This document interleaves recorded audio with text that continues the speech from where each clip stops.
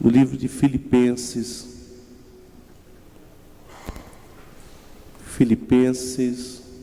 no capítulo de número 4. Glória a Jesus. Filipenses, capítulo de número 4.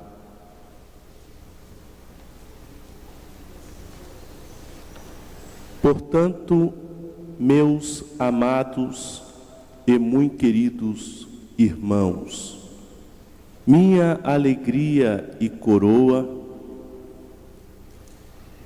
está assim firmes no Senhor, amados. Rogo a Evódia e rogo a Síntique que sintam o mesmo no Senhor. E peço-te também a ti, meu verdadeiro companheiro, que ajudes essas mulheres que trabalham comigo no Evangelho, e com Clemente e com os outros cooperadores, cujos nomes estão no livro da vida.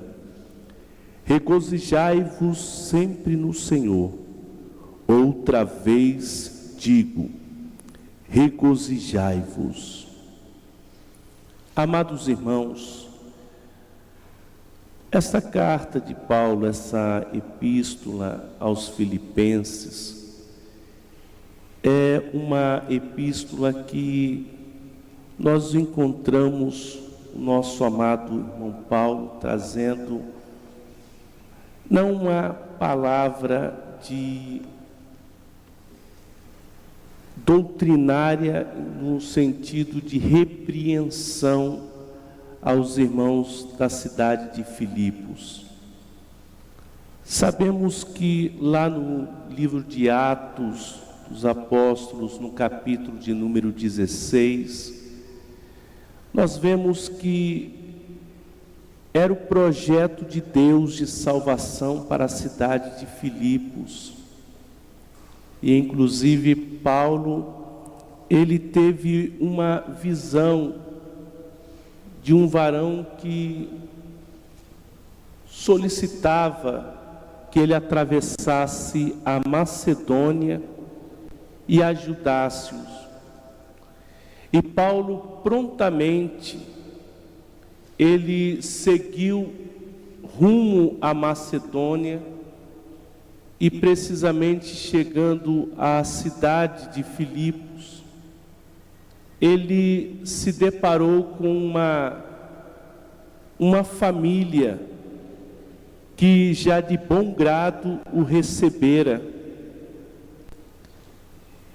E nós vemos que o ministério de Paulo em Filipos foi um ministério que começou logo com a atenção das mulheres, ouvindo a pregação de Paulo e Silas.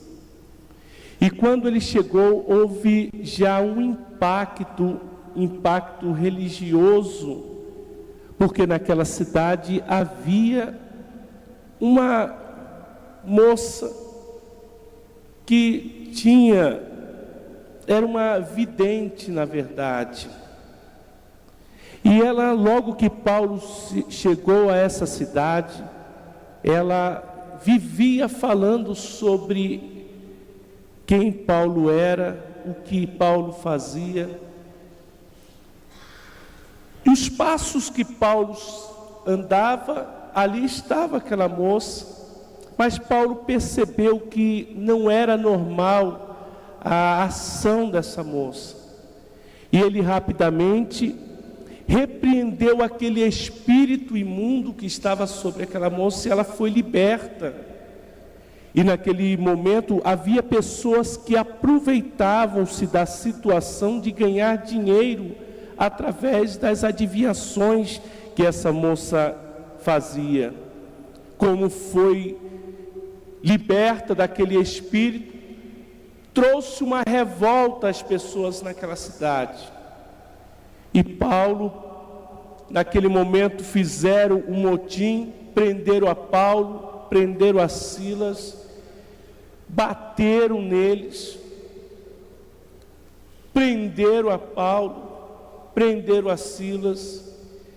Mas mesmo assim, diante de tanta dificuldade que ambos estavam passando, havia uma felicidade no coração do nosso irmão Paulo, e havia uma felicidade no coração de Silas, que aquelas feridas que estavam no seu corpo trouxe salvação a outras pessoas, de muitos não entenderem o verdadeiro chamado de Paulo. Mas não foi nesse momento que Paulo se abateu, se recusou a continuar fazendo a obra de Deus. Mesmo no cárcere, machucado, preso, o que fazer no momento da dificuldade? Vamos ficar aqui presos, amarrados de pés e mãos, se lamentando, reclamando porque estávamos fazendo a obra de Deus e por esse fator Deus agora permitiu que isso acontecesse? Não. Paulo decidiu no seu coração, juntamente com Silas, de no momento daquela provação, cantar louvores ao nome do Senhor Jesus. Enquanto, como os irmãos conhecem muito bem, enquanto um cantava, o outro orava, faziam o rodízio, outro orava, cantava, até que isso moveu o coração de Deus, e o alicerce do cárcere tremeu, todo lugar que Paulo e Silas estavam tremeram, as cadeias foram abertas e eles saíram no meio da provação. Então encontramos aqui já um ministério, um trabalho sendo levantado diante de grandes milagres.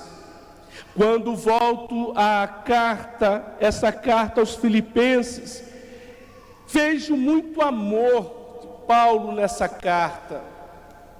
Se os irmãos olharem a partir do primeiro capítulo até o capítulo 4 de Filipenses, o que mais Paulo dá ênfase nessa carta é a palavra chamada alegria, regozijar.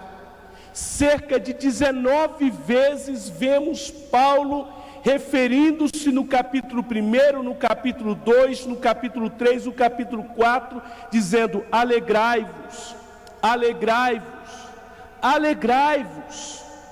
É possível, mediante, se nós olharmos tudo isso, na vida de um homem, pensem bem, meus amados, se vocês olharem no capítulo 1, Paulo não estava gozando de plena liberdade física.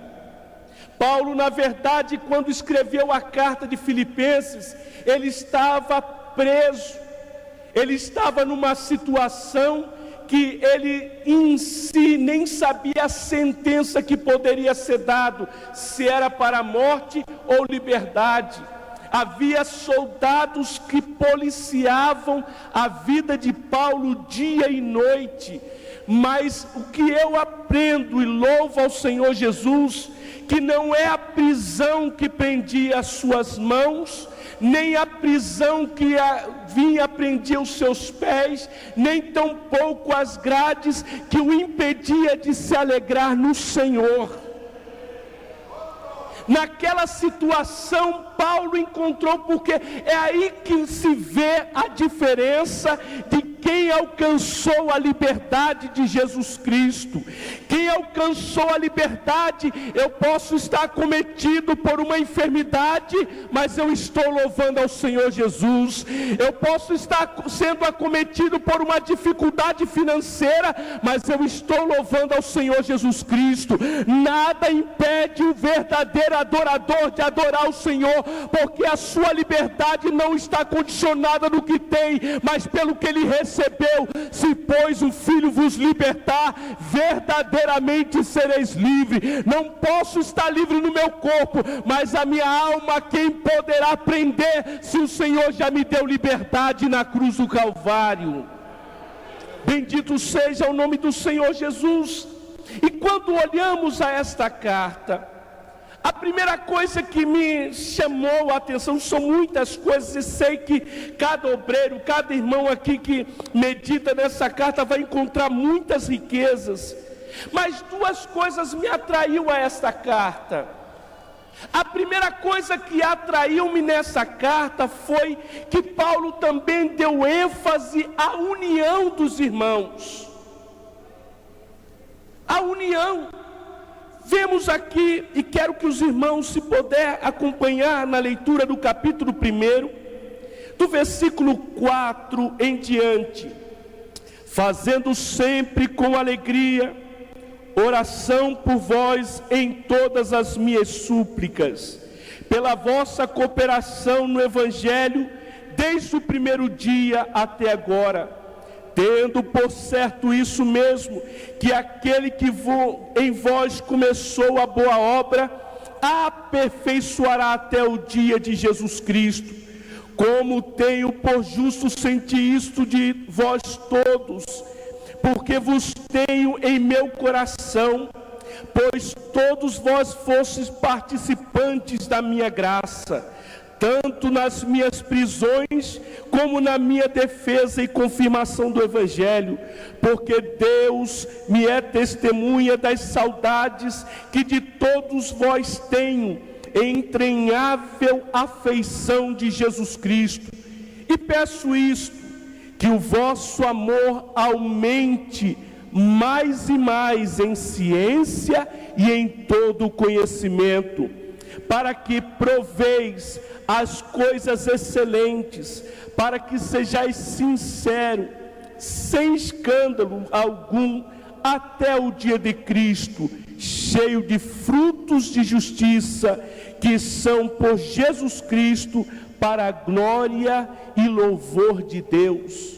O que Paulo estava falando aqui? Eu encontro ele dizendo a importância de os irmãos estarem irmanados em um mesmo projeto. Paulo não estava chamando a uma união com interesse próprio. Paulo não estava convocando a união dos irmãos, olha, vocês me ajudem para que eu conquiste tal coisa assim. Não, Paulo estava vindo em defesa que quando a igreja de Filipos se unissem em prol ao Evangelho de Jesus Cristo, a expansão da obra de Deus iria ser bem sucedida. E olha que Paulo inclusive estava sendo advertido em uma situação que lá em Filipos tinha pregadores também, mas havia um certo tipo de pregadores que Paulo estava até narrando, que estavam pregando por ciúmes, por inveja, porque já viam os irmãos vindo fazendo o trabalho, mas sempre aparecia aqueles lá que queriam se autopromover com pregações que talvez para poder abafar o nome de Paulo, para poder abafar o trabalho que os irmãos estavam fazendo ali. E talvez alguns crentes de Filipos até queriam se manifestar dizendo, não, vamos acabar com esse negócio aí, não vamos deixar que eles continuem pregando. Paulo disse, deixa eles pregando. Se eles estão pregando por falsidade, se eles estão pregando com interesse próprio, mas deixa eles pregando. Vamos a um propósito, que cada um dará conta diante de Deus. Não adianta tentar apagar o que o Senhor já pregou, não adianta alguém se levantar pelo que Deus te deu, mas se ele quer pregar para competir com você, deixa ele pregando, deixa falar de Jesus. O importante é que o Evangelho seja pregado e alcancemos um objetivo. Então Paulo estava chamando, irmãos, vamos deixar, não fique com esse negócio de briga, de contenda entre vocês, não vamos permitir que essas coisas aconteçam. A minha prisão, eu estou preso aqui, mas eu quero que essa prisão sirva de motivação para você. que eu estou preso aqui, mas eu sei que tem quem vai dar continuidade na obra do Senhor Jesus. É por isso que eu amo fazer a obra de Deus, porque há muitos que pensam em parar, mas Jesus também tem levantado a muito para dizer: vai, continua, faz a obra não pode parar, ela está nas tuas mãos. A união de cada um fazer o que pode fazer. Quando uma igreja ela é bem unida, nós encontramos em Salmo 133 que diz: ó quão bom e quão suave é que os irmãos vivam em união. Onde existe a união, Deus ordena a bênção. É verdade que existe nos nossos dias pessoas que estão levando para o lado egoísta.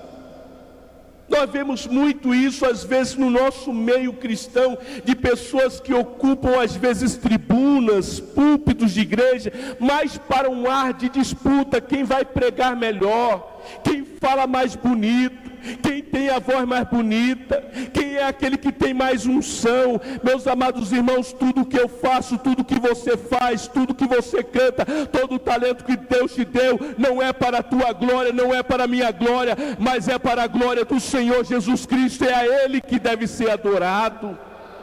Bendito seja o nome de Jesus Cristo. Mas falando ainda um pouquinho só mais de união, nós vemos Paulo reforçando aos irmãos, para que eles não parassem, a importância de o corpo de Cristo trabalhar unido. Onde existe a união, Deus ordena a bênção. O corpo bem ajustado. Eu não posso dizer que eu não preciso de você, minha irmã. Eu não posso dizer que eu não preciso de você, meu irmão. Às vezes tem pessoas: não, eu não preciso de ninguém, não. Nós precisamos de um do outro. Nós precisamos para irmanar no projeto de fazer que a obra de Deus caminhe. Você talvez não sabe pregar, mas Deus te deu uma voz excelente para cantar. Talvez você não sabe cantar muito bem, nem sabe pregar, mas você tem um talento tremendo de fazer uma visita. Cada um foi chamado numa vocação. Não adianta você querer ser aquilo que você não é. Deus quer te usar do jeito que você é, da maneira que você é. Não precisa se preocupar porque o outro é melhor do que você. Não se preocupe com isso. Se preocupe em agradar aquele que te chamou para a boa obra. Glória a Jesus. Mas, meus amados irmãos, deixe um pouquinho mais. Como eu falei que essa carta fala muito de alegria, nós encontramos no capítulo 1, a partir do versículo 21, Paulo falando sobre a alegria de viver. Em virtude dos problemas hoje, às vezes somos tomados por dificuldades. Já encontramos até na Bíblia Sagrada grandes homens de Deus que no meio da provação desejaram a morte, desejaram morrer, achando que a morte seria a solução para ele. Encontramos aqui no capítulo 1, no versículo de número 21 em diante, dizendo o seguinte: porque para mim o viver é Cristo e o morrer é ganho.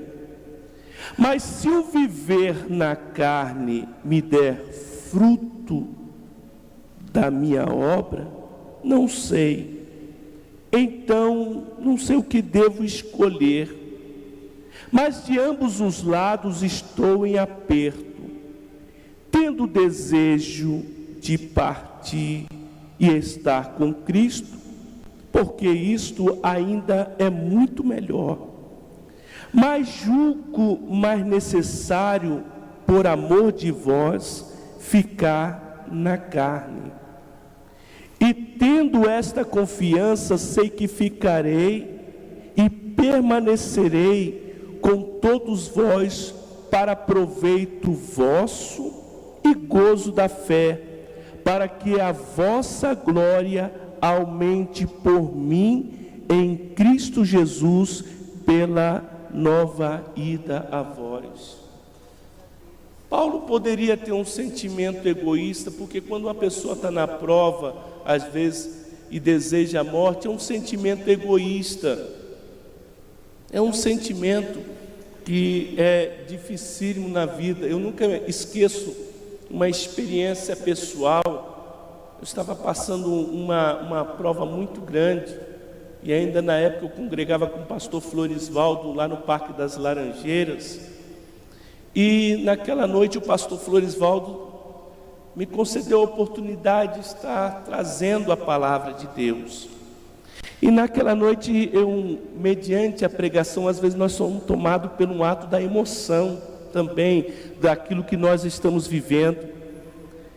E no meio da pregação eu falei assim: quem dera que se Jesus me levasse nesta noite. Para mim a maior alegria era eu poder, o Senhor me levar. E a minha esposa lá sentada só olhando para mim, né? Você pensando só em você, né? Casado de novo, mas mediante aquela situação, e cheguei em casa, achei de fazer um churrasco.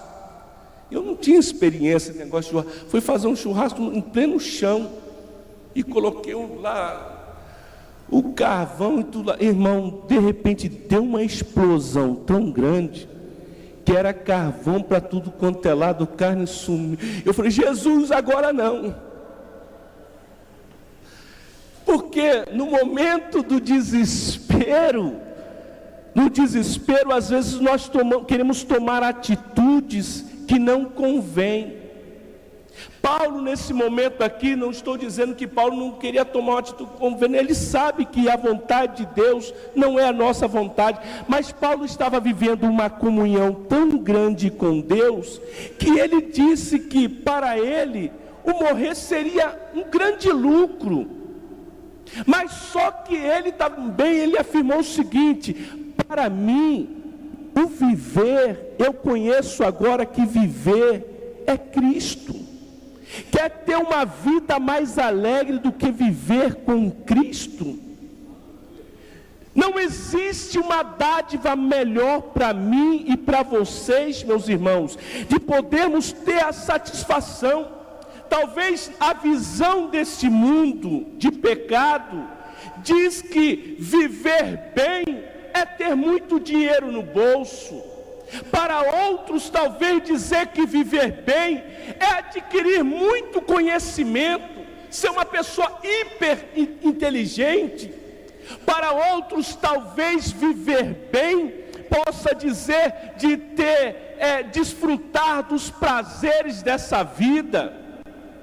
Para outros, talvez dizer viver bem é eu ter sucesso, ter fama, ser conhecido por todos. Para mim viver é isso. Mas para Paulo, ele entendeu que tudo isso não passa de ilusão. O verdadeiro viver feliz é ter Cristo no coração, de você poder descansar no Senhor mediante as dificuldades. Isso é viver bem. Então eu encontro em primeira parte que uma verdadeira alegria não é simplesmente é bom você ter essas coisas, ter carro, casa, viajar, isso é bom demais, mas torna-se melhor quando eu tenho Jesus na minha vida.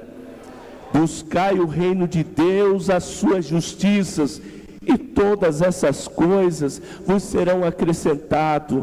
Irmão amado, desfrute da alegria de gozar da presença do Senhor Jesus Cristo. Não há nada que compare na nossa vida do que a presença de Jesus Cristo. Outra coisa que eu encontrei, que está no segundo capítulo, no capítulo 2, Paulo falando sobre alegria, a alegria de servir. Existem pessoas que não entendem muito bem essa palavra servir. E Paulo, até para usar bem o exemplo, ele usou o exemplo do próprio nosso Senhor Jesus Cristo. Vejam só: completai o meu gozo, para que sintais o mesmo, tendo o mesmo amor, o mesmo ânimo, sentindo a mesma coisa. Nada façais por contenda ou por vanglória, mas por humildade. Cada um considere os outros superiores a si mesmo. Não atente cada um para o que é propriamente seu, mas cada qual também para o que é dos outros. De sorte que haja em vós o mesmo sentimento que houve também em Cristo Jesus, que sendo em forma de Deus, não teve por usurpação ser igual a Deus, mas aniquilou-se a si mesmo, tomando a forma de servo, fazendo-se semelhante aos homens, e achando na forma de homem, humilhou-se a si mesmo, sendo obediente até a morte e morte de cruz, pelo que também Deus o exaltou soberanamente e lhe deu um nome que é sobre todo nome, para que ao nome de Jesus se dobre todo joelho, dos que estão nos céus e na terra e debaixo da terra, e toda língua confesse que Jesus Cristo é o Senhor, para a glória de Deus Pai. Dispensa-se qualquer comentário. Hoje em dia, infelizmente, nós os seres humanos temos que ter muito esse cuidado, principalmente nós os cristãos, porque isso na sociedade é comum. E às vezes as pessoas querem fazer sombra para outros. E às vezes o irmão está se levantando com uma chamada de Deus, tem algo de Deus na vida daquele irmão, mas outro se sente enciumado. Infelizmente o ciúme tem destruído a vida de muitas pessoas. Se eu não posso, você não pode. Se eu não tenho, você também não tem. Se eu não vou, você também não vai. Pelo contrário, esse não é o sentimento de quem está unido com Cristo e quer ver o progresso. Foi o que aconteceu nos dias de Jesus, quando estava João Batista pregando, tinha seus discípulos, e veio Jesus, começou a fazer o seu trabalho, a chamada, a sua missão que ele tinha que fazer, e veio logo alguém trazer a notícia para João Batista: está vendo aquele que tu batizou lá? Ó, ele já está pregando lá, já está querendo aparecer mais do que você. João Batista naquele momento se manifestou e dizendo para mim: importante que ele cresça e eu diminua. A maior satisfação nossa deve ser, irmão, e devemos glorificar a Deus quando vê um irmão sendo bem sucedido, quando vê uma irmã que Deus está usando. Não fique com aquele sentimento: não, mas poderia ser eu, mas não é. Poderia ser eu que deveria estar ali, mas não é a tua vez. Enquanto não é a tua vez, adore a Deus, espera, porque Deus vai te colocar no momento certo. Mas você precisa reconhecer o valor que teu irmão tem para você. Reconhecemos que precisamos de talentos na casa do Senhor. Tem muito talento. Às vezes você quer sair da igreja porque está dizendo na igreja que não me dá oportunidade. Não, porque eu queria tanto falar e não me dá oportunidade. Irmão, espera no Senhor, porque Deus vai fazer a tua estrela brilhar também. Mas a principal deve brilhar. A humildade deve estar no nosso coração, de esperar que Cristo faça brilhar em nós o seu rosto. Amém, irmãos? Glória ao nome do Senhor Jesus Cristo. Então, se alegrar em servir. Às vezes encontramos muito isso, até mesmo, perdoe, na vida no ministério. Às vezes conversamos com um determinado irmão: irmão, o senhor pode me ajudar aqui? Não, não posso ajudar não, que eu sou pastor, isso é coisa para diácono. E eu entendi e aprendi muito bem com o meu pastor que o maior diácono da igreja somos nós, os pastores. E às vezes a pessoa é tomada por uma arrogância achando que ele é alguma coisa. Irmão, eu só sou alguma coisa aqui por causa de Jesus. Você só está aqui por causa de Jesus Cristo. Ninguém aqui pode se intitular o bom. Bom é Deus, porque é a sua misericórdia que nos fez amanhecer hoje, irmos para o nosso trabalho e estamos aqui glorificando a Ele, porque Ele deixou. Porque essa foi a vontade dele, e às vezes nós desprezamos os nossos irmãos. Você tem um valor, você tem um valor. Se alguém tenta apagar você, não se preocupe, porque quem te chamou não foi fulano nem ciclano, mas o Senhor mesmo disse: não foste vós que escolheste a mim, mas eu escolhi a vós e vos nomeei. Você tem um nome na tua vida que é sobre todos os nomes, o nome de Jesus Cristo. Então eu quero lhe afirmar: alegrai-vos no Senhor. Se alegre no Senhor. Outra alegria que vejo aqui está no capítulo 3, que Paulo falando sobre a alegria na comunhão. Na comunhão.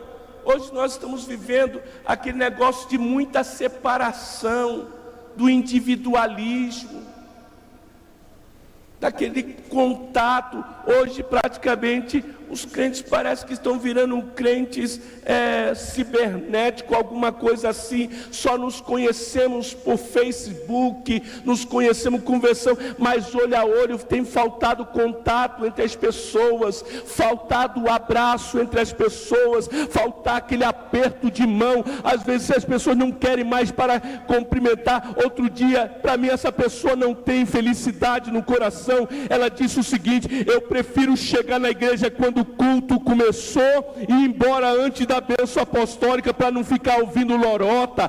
Isso é pessoa que não tem paz, não tem comunhão, não vive, não goza da presença do Senhor Jesus, que é a maior virtude que eu posso dizer. E até outro dia alguém veio dizer o seguinte: eu não tenho amigo. Meu irmão, a pessoa que possa dizer que não tem amigo, essa pessoa não é feliz. Mas eu tenho certeza que você tem amigos. Eu tenho amigo que eu posso abraçar, posso chorar, posso confiar, porque o mesmo sentimento que há em mim, há nesse meu amigo. E qual é o sentimento? O nosso sentimento é todos juntos morarmos no mesmo lugar.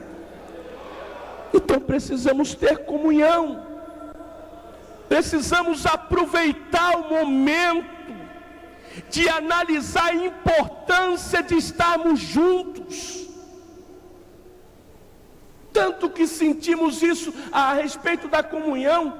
Como que o nosso pastor nos faz falta aqui? Por causa de que isso se chama a comunhão, de podermos ouvir. Às vezes dentro de casa tem acontecido muito isso. Essa comunhão está sendo distanciada. Hoje às vezes a família não estão separadas por papéis, mas infelizmente às vezes é um filho que pega um prato de comida e vai jantar ou almoçar em frente ao computador. A mãe fica sozinha na mesa, o pai vai para o sofá, cada um está num canto da casa, mas não tem a comunhão. Mas eu peço nessa noite que a alegria do Senhor Jesus Cristo venha contagiar os corações dos crentes, para que possamos voltar à comunhão entre os irmãos, no partir do pão, de estarmos juntos reunidos glorificando ao nome do Senhor Jesus Cristo. Não era isso que a igreja primitiva começou a crescer, irmão? O que atraía o povo era aquela comunhão. A Bíblia diz, eles eram em comunhão nas orações, no partir do pão.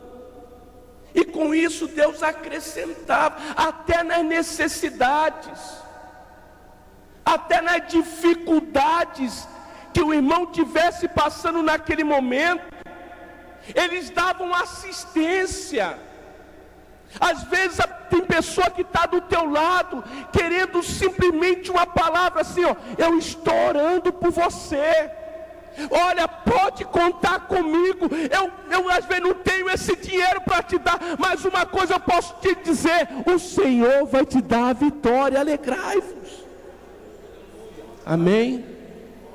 Para concluir, meus amados irmãos, é muita riqueza que tem nessa carta aqui. Ele diz: alegrai-vos na recompensa. Paulo, no capítulo 4, ele disse lá no versículo 17, que quando eu faço as coisas a Deus, de uma mente pura, de pensar nas coisas que são puras. Ele disse o seguinte no capítulo 4, versículo 8: quanto ao mais, irmãos, tudo que é verdadeiro, tudo que é honesto, tudo que é justo, tudo que é puro, tudo que é amável, tudo que é de boa fama, se há alguma virtude e se há algum louvor, nisso pensai. A tua mente tem que pensar em coisas boas. Às vezes nós estamos muito tomados por uma toxina chamada negativismo, que não vai dar certo. Mas alegrai-vos no Senhor. Você vai ser recompensado pelo fator da tua fidelidade, de manter-se fiel ao Senhor, fiel na igreja. E como diz lá no versículo 17, não que procure dádiva, mas procure o fruto que aumente a vossa conta. Mas bastante tenho recebido, e tenho abundância, cheio estou, depois que recebi de Epafrodito o que da vossa parte me foi enviado, como o cheiro da suavidade, o sacrifício agradável e aprazível a Deus. Sabe o que Paulo estava dizendo? Que ele foi assistido pela igreja. O dever de um cuidar pelo outro. E com isso, cada um recebe a sua recompensa.